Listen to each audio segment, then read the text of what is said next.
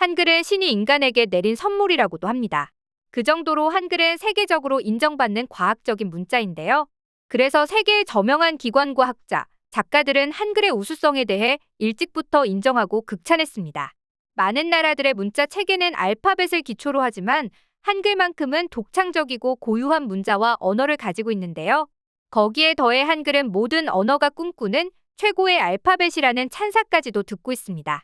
정말 자부심을 느낄 만한데요. 한글의 위엄은 수없이 얘기해도 질리지 않는 것 같습니다. 그런데 우리들은 어렸을 적부터 한글을 사용해왔다 보니 이게 얼마나 대단한 일인지 뿌듯한 일인지 잘 와닿지 않는 경우가 많은데요. 이에 대해 한글의 우수성을 강의에서 분통을 터뜨리며 설전하는 한 하버드 교수가 있다고 합니다. 한국인보다 더 열심히 한글의 중요성을 알리는 대체 무슨 일인지 자세히 알아보시죠. 한글은 조선 제4대 국왕인 세종과 왕자들이 직접 창제한 한국만의 독창적인 글자입니다. 1443년에 완성하였으며 1446년에 훈민정음이라는 이름으로 같은 이름의 서적과 함께 반포됐죠. 그런데 우리의 한글은 한류가 전 세계로 퍼지기 직전부터도 엄청나게 주목을 받아왔는데요. 특히 세계에서 알아주는 유명한 언어학자나 역사학자와 같은 학자들이 한국인들의 성공은 한글로부터 나왔다고 해도 과언이 아니라며 극찬을 하고 있다고 합니다. 그도 그럴 것이 한글만 가지고 있는 독특한 특징 몇 가지 때문이었는데요. 우선 한글은 매우 체계적이면서 과학적인 언어입니다. 나라를 사랑하는 마음에 억지로 하는 말이 아닌데요. 실제로 과학적임을 인정받아 훈민정음은 유네스코의 세계기록 유산으로 등재되기도 했죠. 그런데 우리들은 입버릇처럼 한글이 과학적인 문자라고 하지만 그 이유를 제대로 알지도 못하고 남에게 설명도 못하는 사람이 꽤나 많습니다. 그래서 그 과학적 원리를 조금 자세히 설명드리고자 하는데요. 우선 한글은 소리와 철학이 더해진 과학적인 문자라는 것입니다. 자음자는 상형의 원리를 꼽을 수 있는데요.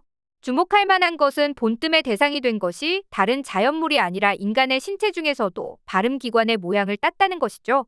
다른 자연물의 모습을 딴 게 무엇이죠? 바로 한자입니다. 이와 달리 한글은 기역 니은은 음을 발음할 때 혀 모양을 본따 만들었고 미음은 입의 모양을, 시옷은 이의 뾰족한 모양을, 이응은 목구멍의 둥근 모양을 본떠서 만들었습니다.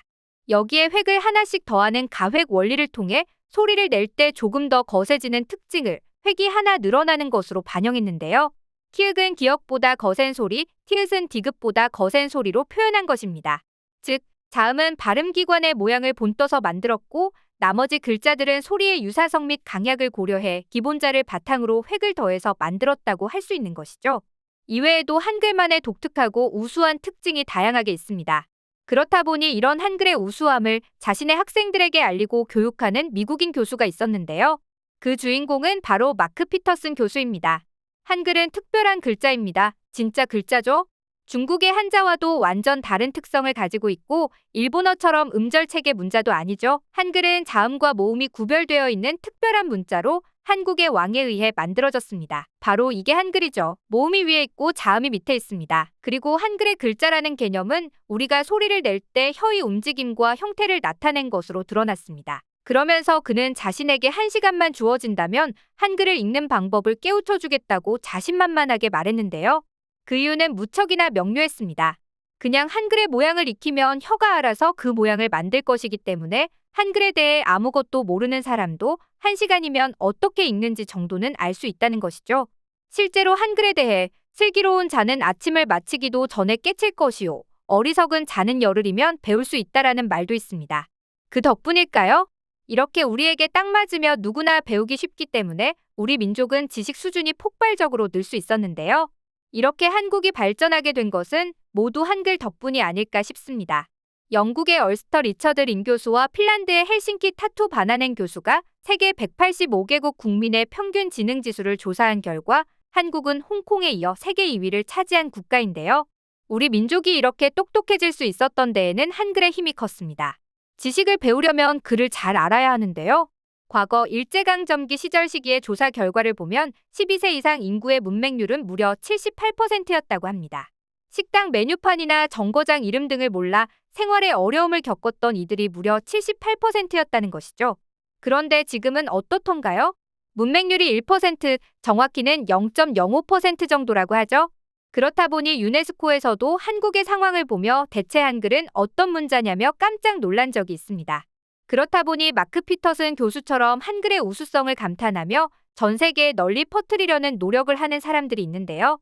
영국 언어학자 제프리 샘슨 교수는 음성학적으로 분석해보면 한글의 탄생은 환상적인 성과라고 봅니다. 제가 알기로는 500년도 전에 한글이 만들어졌는데 그 당시 유럽에서는 어느 누구도 비슷한 것을 해내지 못했을 겁니다라고 극찬했는데요. 심지어 자신의 저서에서 한국은 매우 작고 먼 나라지만 언어학자에게는 두 가지 측면에서 매우 중요한 나라이다. 하나는 중국에서 발명된 인쇄술이 최초로 실질적으로 이용된 것이 바로 13세기 한국에서이고 다른 하나는 오늘날 한글이라고 불리는 가장 독창적이고도 훌륭한 음성 문자를 15세기의 백성들을 위해 만들었다는 점이다라고 소개하기도 했죠.